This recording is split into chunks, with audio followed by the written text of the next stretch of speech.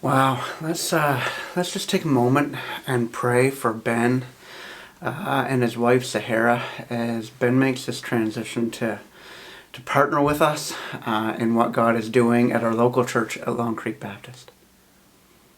Gracious God, we are so very thankful for Ben. We're grateful for his character and for the process that our search committee has gone through alongside of him. We're thankful for his wife and for their young marriage. And as we enter into ministry partnership, we ask for great things. We ask that the ministry that he has among us would be fruitful, that there would be health, that there would be progress for the kingdom's sake, and there would be joy for those that get to be ministered to through our fellowship and through Ben in particular. We ask for stamina, mental health, spiritual growth, and we ask for an environment that would foster all of these things for him, for myself, for our leadership team, and for the South Shore of Prince Edward Island and beyond. This is indeed your church. Even these online presentations are yours, God, and we ask that you would use them for your glory and for the joy of humankind.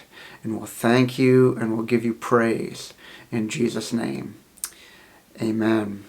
You know, it's not lost on me as I come to you today that we're starting a brand new series entitled Gather.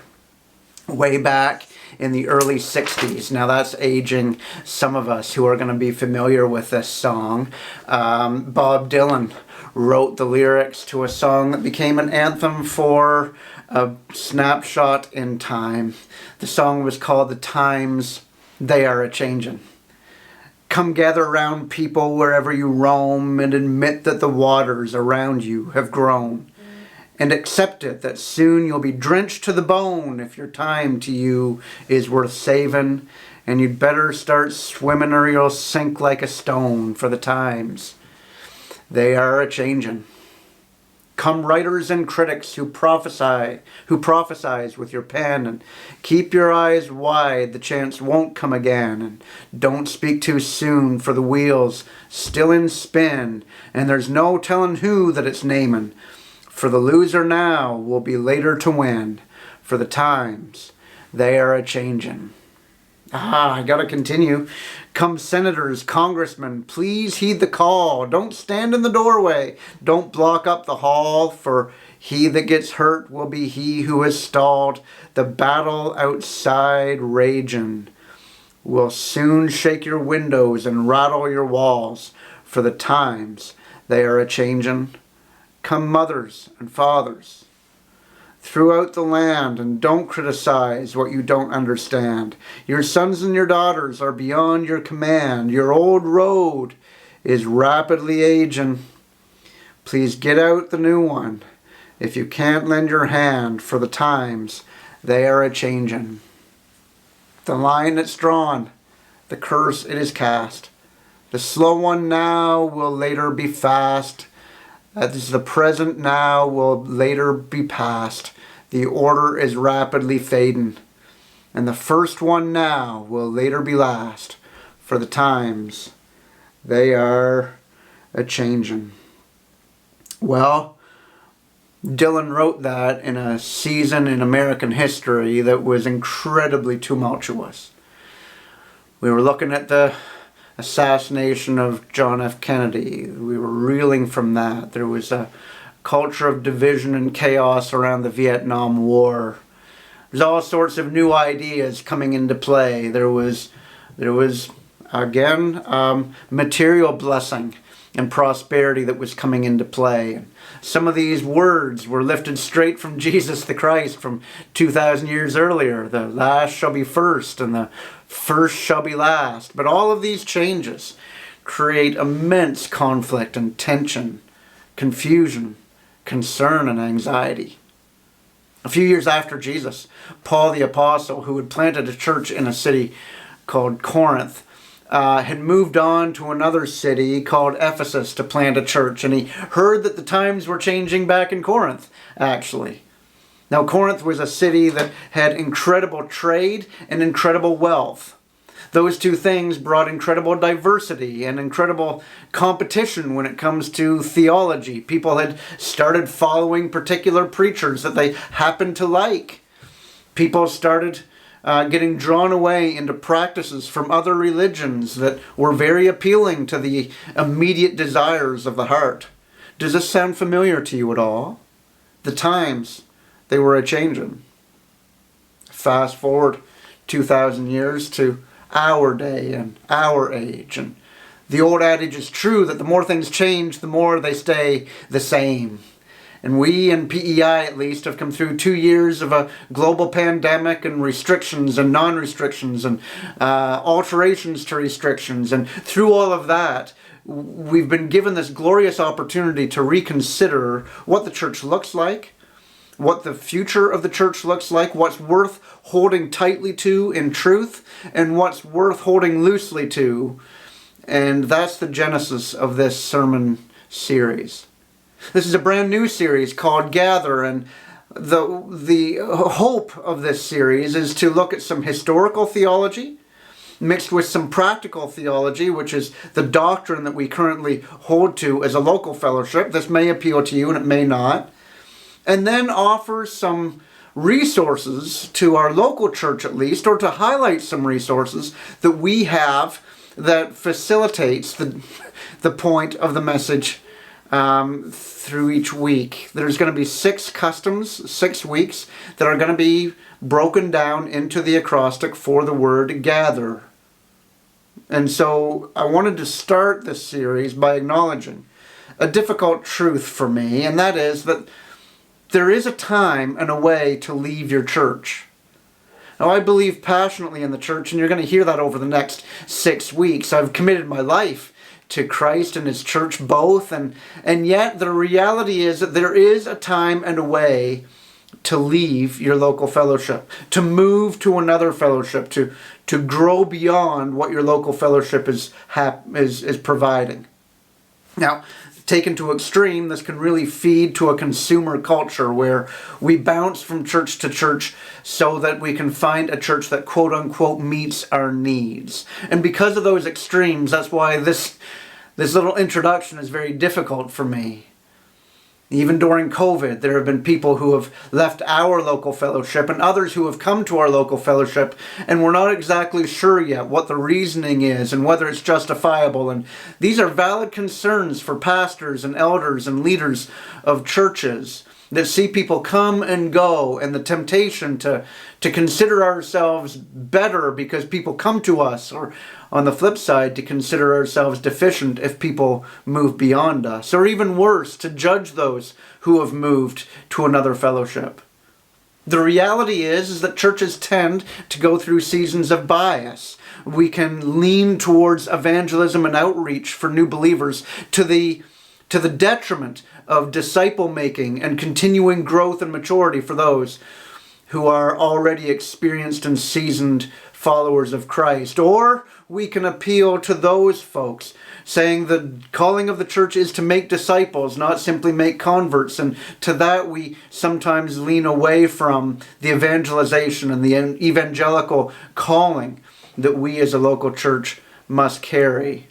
Now, I would admit with you that these things don't have to be opposites. They don't have to live segregated from one another, but to maintain the management of these polarities is sometimes more difficult than others in the local church. I would propose to you that during COVID regulations, this past couple of years has been one of those times.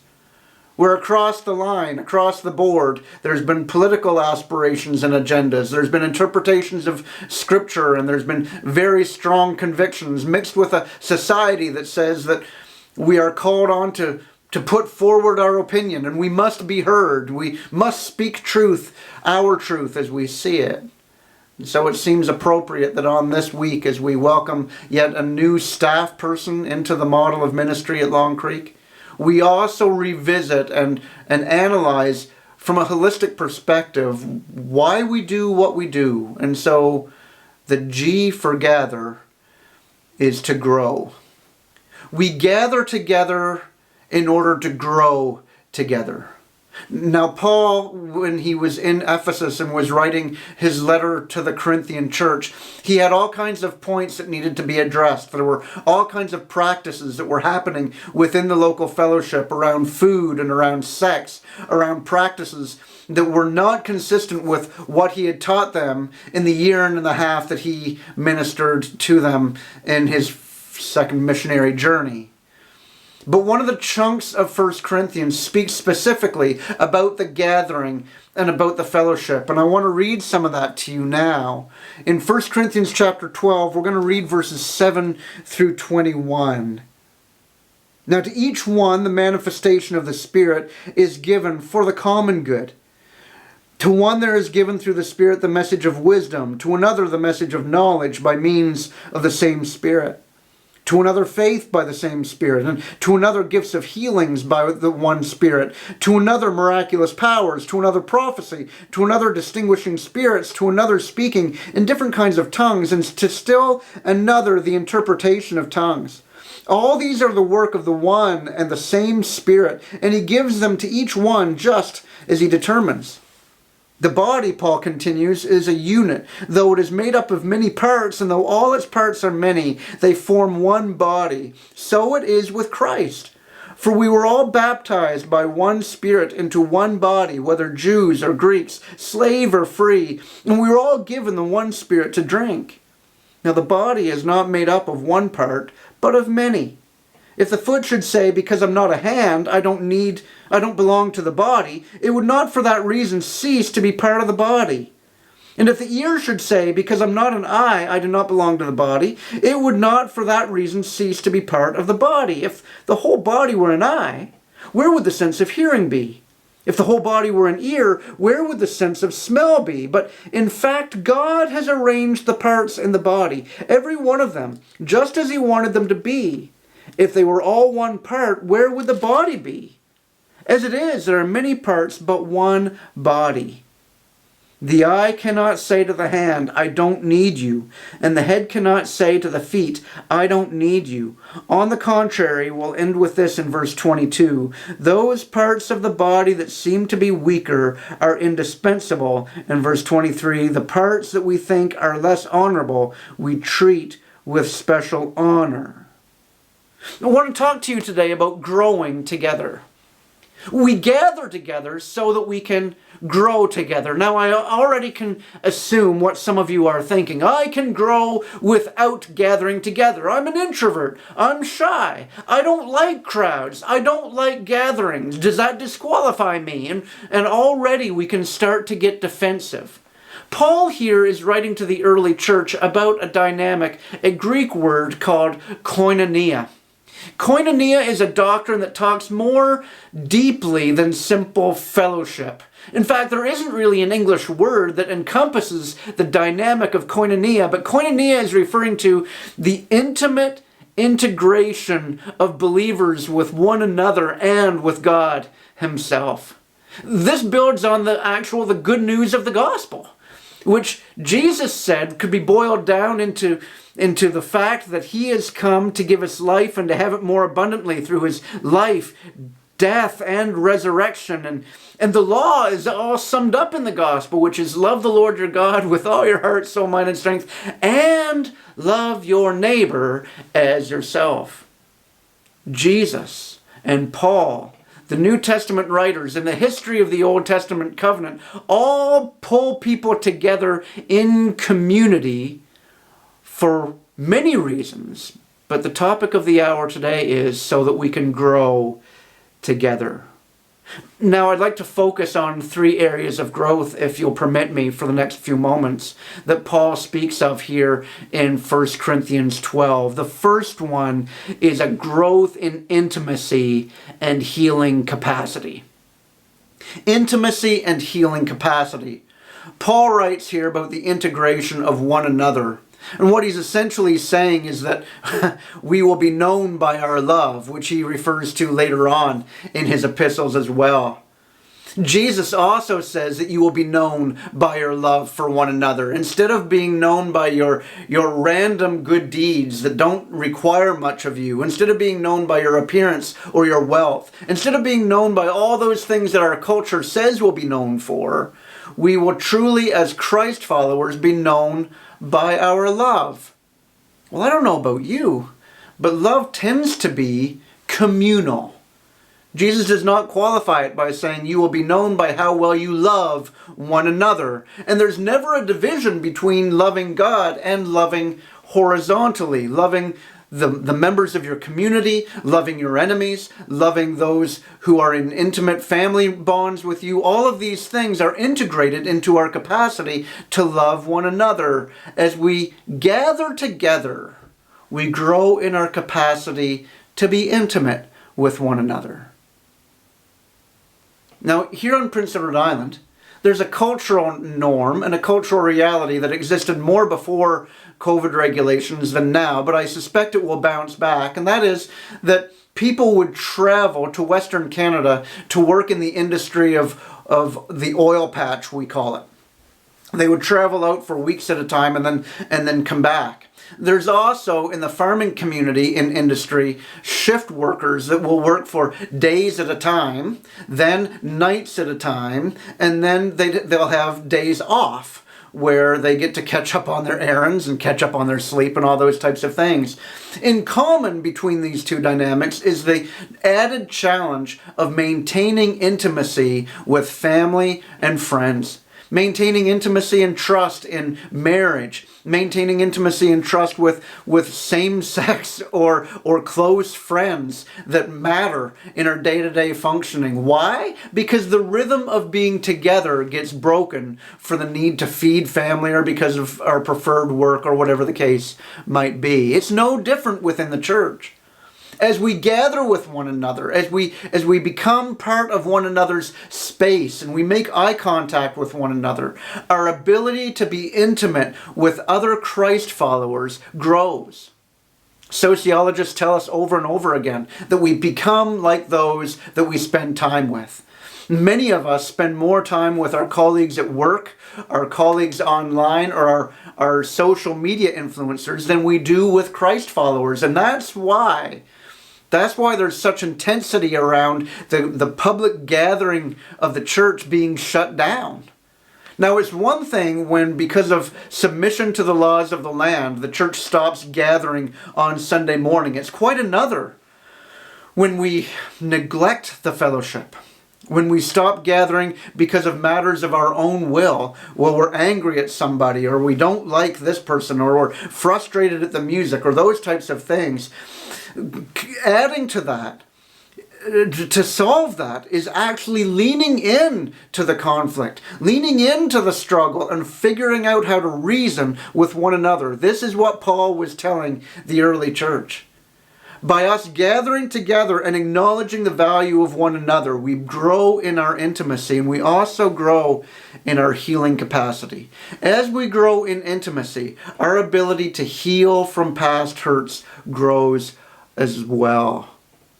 I wonder if during COVID it hasn't become too easy to log on to the internet. And we've been as faithful as any church that I'm aware of at putting content out there to add to your spiritual lives and to contribute to your formation during times like what this pandemic has done. And we have no apology for that. We simply hope that this is added to what your local fellowship, koinonia, has been providing to sustain you. That being said, it can be very easy to stay in our pajamas and become spectators, and in so doing to lose intimacy, to lose the ability to be intimate with what should be the greatest group of people when functioning well on the face of the earth. It also puts a cap on our ability to heal from past hurts, to heal from when the church or when our neighbors or friends let us down. Becoming more and more isolated from these communal bonds seriously limits our ability to grow. And so we gather so that we can grow in intimacy and healing capacity. Paul also addresses the ability to grow in dignity and tolerance. Paul doesn't pretend that all gifts and abilities are present in every Christ follower. He says some are the hand, some are the foot, some are the eye, some are the ear. He gives value to this. And as we gather together, we see how important it is to be invested and involved in whatever gifts, abilities, and talents God has entrusted to us for that moment and for the church's mutual edification. Now, I'm not going to lie to you. I've been a part of many churches that have subconsciously or under the radar have exalted certain ministries and have made those ministries more important. And I grieve that reality as a pastor. I grieve it with you because maybe you have seen that and you've felt like there's this sliding scale of value and worth. Paul says as we gather together in what's called the church, the fellowship, the koinonia, we all have a contribution to make. And so there's dignity and there's tolerance that must be added to one another and, of course, to those that aren't part of the fellowship yet. This tends to not happen as much when we stay isolated, when we don't gather together. We again have a cap over our ability to dignify one another for their value and their worth, to be present for them in their struggles, to allow people to be present for us in our struggles, to both give and receive grace, forgiveness, patience, and celebration. It also limits our ability to be tolerant. As we stand from a distance, it's so easy in our culture with social media and with 24-hour news cycles to make quick, rash decisions that grow into judgments, which grow into bitterness and resentment, which grows into a cause about everything, about what's happening in pop culture, about what's happening in sports, about what's happening in politics, that we know only a small fraction of. Our tolerance decreases as we stay isolated and gather around us only one or two people that agree, or only one or two resources and influences in the media that will affirm what we believe. No, coming together in koinonia, in intimate communion with one another, helps us grow in dignity and tolerance. Now, I know some of you aren't able to do this because of health or because of regulations and those sorts of things. And there's grace. There's grace. Around the globe, there are those who can't gather because of political crises or military conflict. There's grace, but God help us if He will. If we have the opportunity to be in communion, to be in koinonia, and we rob ourselves of the chance to grow in tolerance, dignity, intimacy, and healing capacity. And finally, I'll end with this. Koinonia allows us to grow in our ability to submit. Now, if tolerance wasn't an offensive enough word for you, submission probably will be. Might I argue that the ability to submit is a gift from God? Paul would say that these gifts all get to be offered in a spirit of submission for the building up, the growth, the edification of the group. I won't go into this for very long because my time is getting short, but there's this huge struggle with submission now. It's 2022 as I record this, and I've never seen a day where it's been more easy to protest and push back and argue and wave a flag for whatever our cause might happen to be. It's leaching in to even church community. And there is a mandate and a mission of the church to submit to one another in love. So what do? At Long Creek Baptist Church, we offer Sunday gatherings where every Sunday morning, if we're allowed by government officials, we gather at 10:30 every Sunday morning, and we love one another and we sing songs and we gather together. We hear the prayer requests of one another and we encourage one another. We create an environment weekly where people can be built up. Your church probably has a similar gathering. Likewise, we offer small groups where even in a more intimate capacity, people can do life with one another. We, as a local church, have a hospitality ministry that's devoted to celebrating those who are rejoicing and lamenting and grieving with those who grieve. And we'll get into that more in another week. And finally, our particular fellowship even has a membership scheme where people can formalize their union with us. Not uniformity, not being unanimous, but their union with the philosophy and the theology of us as a local fellowship. There are so many benefits to gathering. And might I appeal to you today that one of the reasons why we gather is so that we can grow together. Oh, God bless you as we enter this new series. I hope you can hang in there. Next week, we're going to be talking about the letter A, and I look forward to that. But may God bless you as you continue to grow your faith in Him. Thank you for joining us today. Have a great week. Bye-bye.